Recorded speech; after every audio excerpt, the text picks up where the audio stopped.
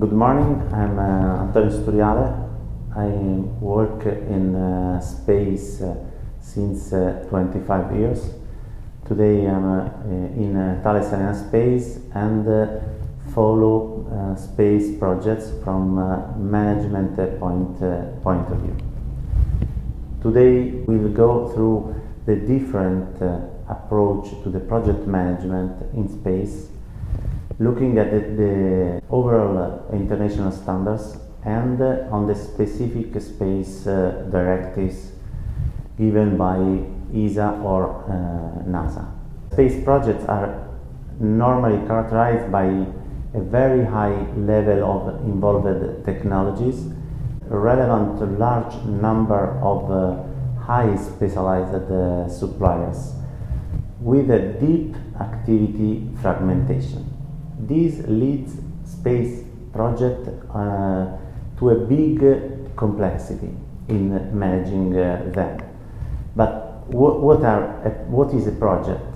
We deals with project and project management each time we face and we have to deliver a specific scope, moving in a dedicated time frame, complex research organization. Because a project is an original enterprise encompassing all the activities that are needed to reach this specific scope.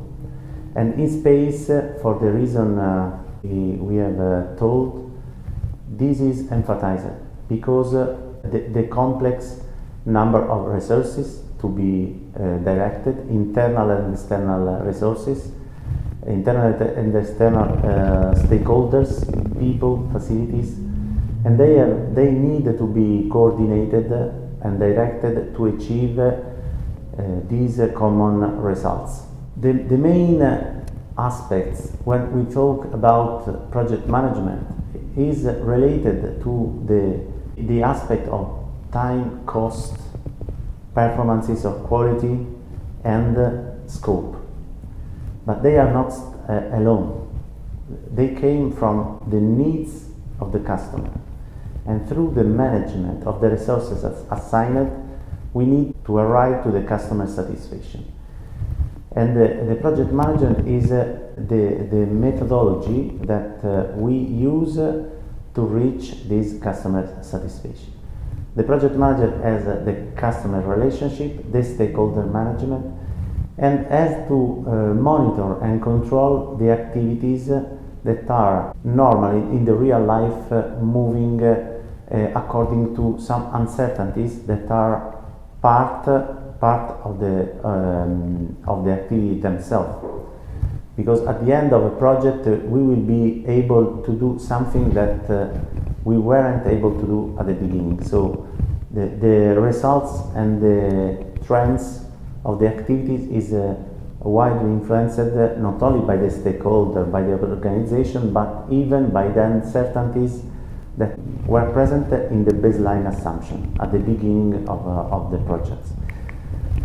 And why, so at the end, we do project management? We need, first of all, to bring our project to the success. We have to meet all the requirements, honor all the commitment we have in the contract, and this will allow us to win also a new contract. We have to do this taking into account all the aspects relevant to the different actors involved. That are for sure the different stakeholders, the company, and the customer. You have to take care about the kind of contract, about the market that is changing, and the industrial context, together with the technical evolution. The market is changing since at least the last 20 years in space.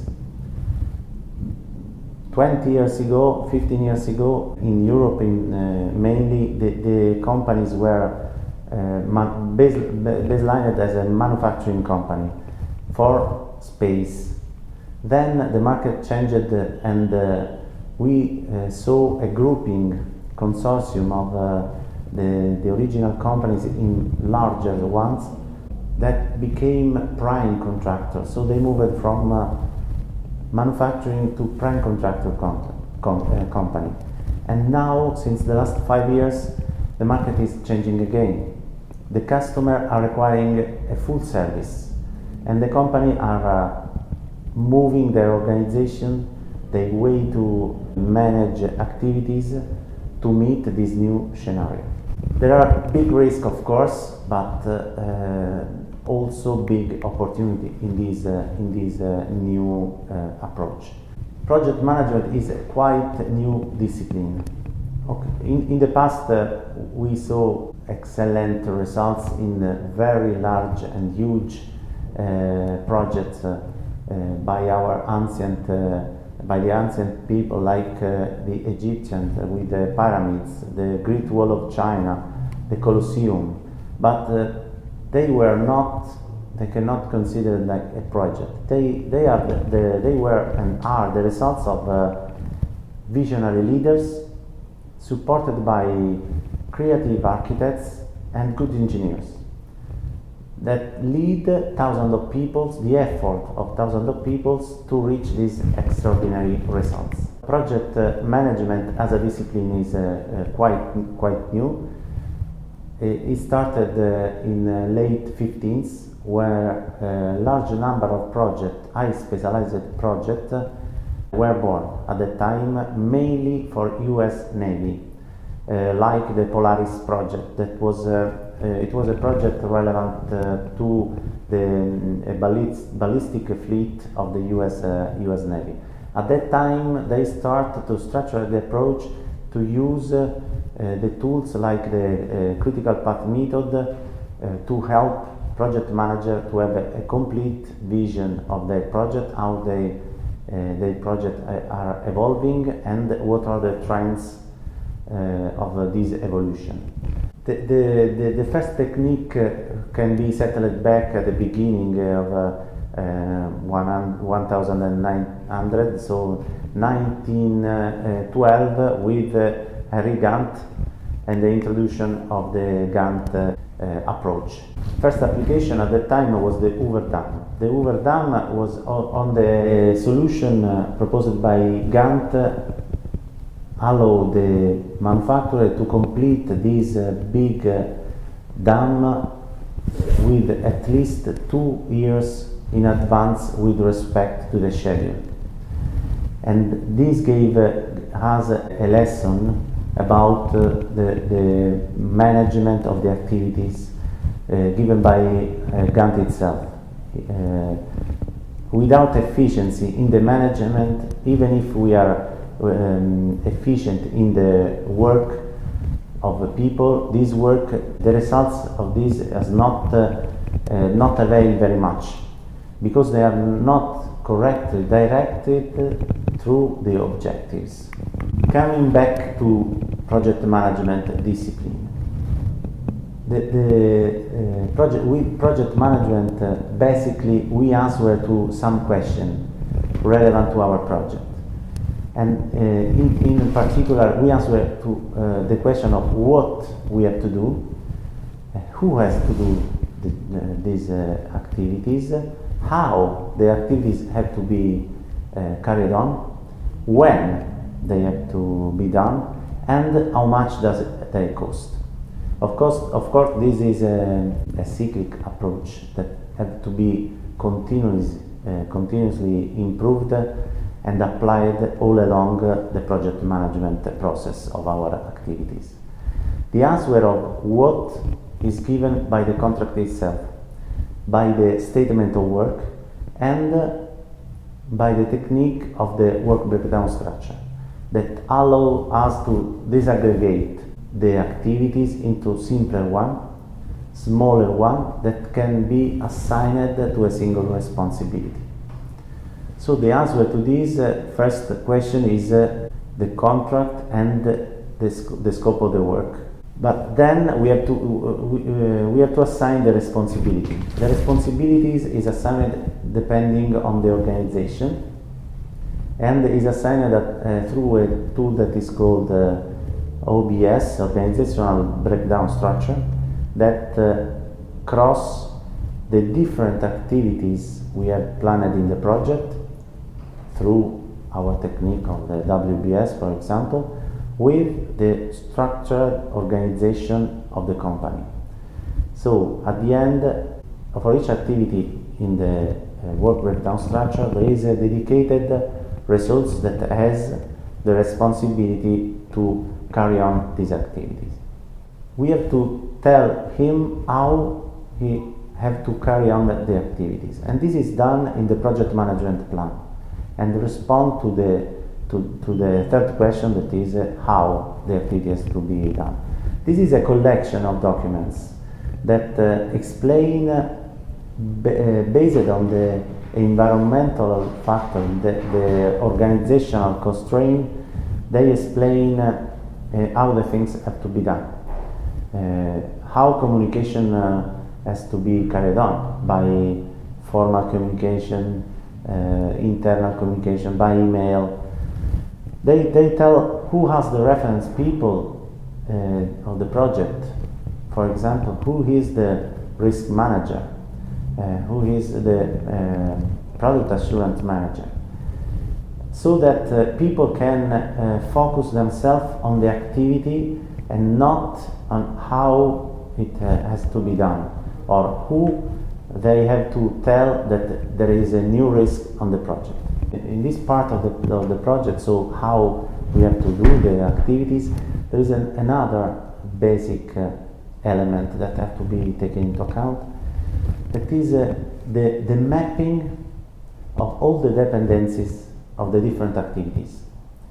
In this phase, we have to set what is called a network diagram that relates, in terms of dependencies, relates the different activities. And this is really important, because if we lose one of the dependencies, at the end, some of the activity that we have planned will never start, because we do not have performed previous activities that were needed to do the next one.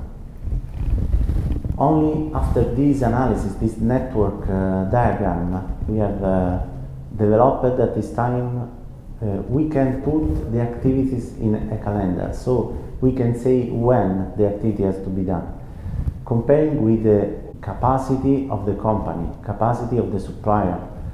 So at this point, we face the calendar's days and the finite number of resources we have assigned. The last question I let it at the end is how much. So how much of the activities cost? This is of course not the last, because we have already done it at the beginning, at the time of the bid, at the time of the starting of the project, where we make the coherence between what we have promised during the offer phase and what we can do when we have the contract in our hand.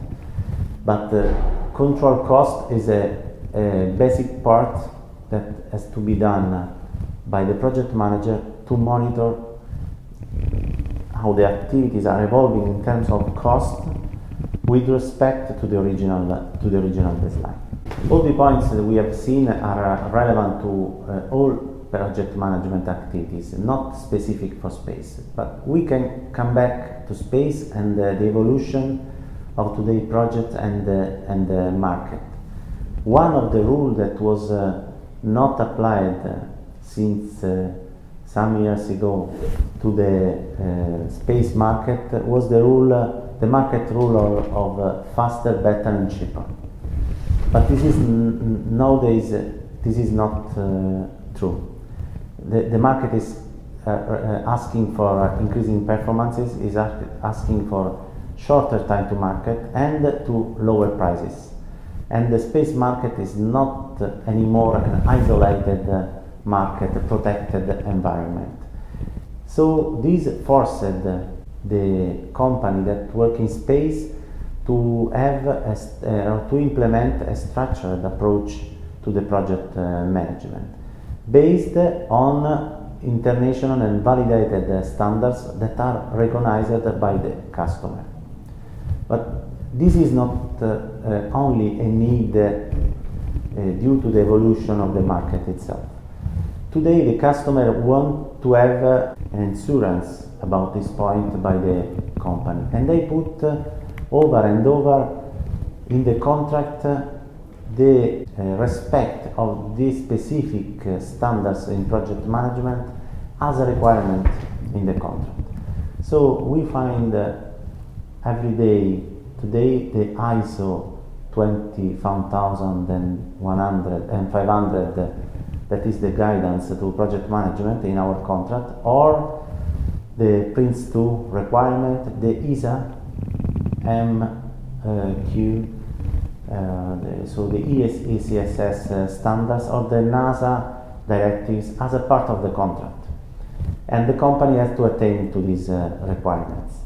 The fact that now this requirement of managing projects according to international standards is inside the contract today is not enough, because customers ask that the project manager too are certificate. But this is another aspect, a different aspect, because certification target individuals and not the process of the company. This leave the company the free to derive their own procedures to be applied in the project management by the international standards, leaving the certification to another branch. What are the main worldwide influencers in project management? We have mostly three influencers. Two of them are process oriented, and they are the Project Management Institute, PMI, and the Prince2. Then we have one competence oriented influencer, that is the IPMA, so the International Project Management Association. PMI Institute, the International Project Management Institute, born in US country, and it provides guidelines and rules relevant to project management through his PMBOK, Project Management Body of Knowledge, that is a guide descriptive of all the processes that are needed to manage a project. So it's a descriptive, it describes the projects, say what the project manager has to do to manage a project. And this is divided or based upon knowledge areas that have to be deployed along 5 process groups. That the process groups are relevant to the project life cycle. So we have the process group that follow the project life, starting from the initiation, the planning, the executing of the activities, the monitoring, control, and the closing. Within these different phases, we have to apply the knowledge area. The knowledge area are the specific way to do the things in terms of scope management, risk management, quality management, cost, planning, communication, and procurement, and stakeholder management. For each of them, there is the guidelines for the things that have to be done. This is different from the other international standard, that is the Prince2, that is provided by the Office of Government and Commerce in UK, and this is more prescriptive guide, a prescriptive standard that with respect to PMI that explain what has to be done to manage a project. They with the Prince2 standard, they define the methodologies and the process, so they explain how to do the things. This is a different approach that leads to the fact that they are not mutually excluding. PMI approach and OGC approach. Also in this case we have the process life that is divided in 4 phases instead of 5. One is the initiating, that is called the pre-project, with the initiating stage, and then there are the delivery stage up to the final delivery. And the processes are divided in 3 areas that are the directing, mainly aimed to the processes relevant to the board that manage the project itself, the managing, the operative managing of the activities, and the third area is the delivering. So for each of the areas there are given tools, example and methodologies on what the project manager, on how the project manager have to carry on his activities. We told about a third influencer that is different because it's not process based, but it is competences based influencer. It is the IPMA. IPMA, International Project Management Association, is an association that boards in Europe focusing on the competencies. Made a deep assessment of all the competencies that are required and create what is called the ICB, or the IPMA competence baseline. It is based on 3 domains of competence that each project manager or program manager has to have. They are technical skills, technical competencies, contextual competencies, and behavioral or ethical competencies. Inside the contextual competencies these are mainly focused on program managers, on portfolio managers, and project managers, senior project managers that know very well the company in which the project is developed. So they are competences related to the portfolio management, to the business orientation, to finance, to legal, to security and safety. So are mostly related to the environment in which the project are deployed. Then there are the technical competencies that are the competencies that are needed to do the job. They are close to the area that are the knowledge area that are defined by PMI. So they are relevant to risk management, quality management, resource management, cost and contract management, change management, and so they are technical skills, planning.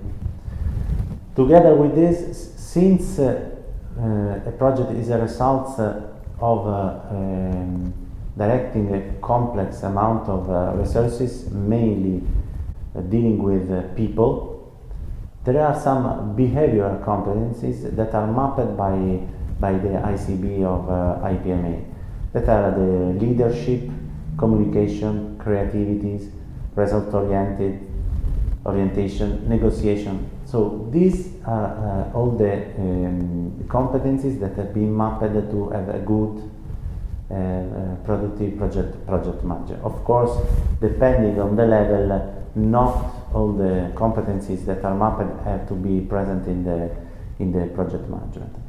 Since IPMA is focused on the competencies, normally it is not used in the company to define project management standards, but it is recognized as a reference for the certification of the project manager.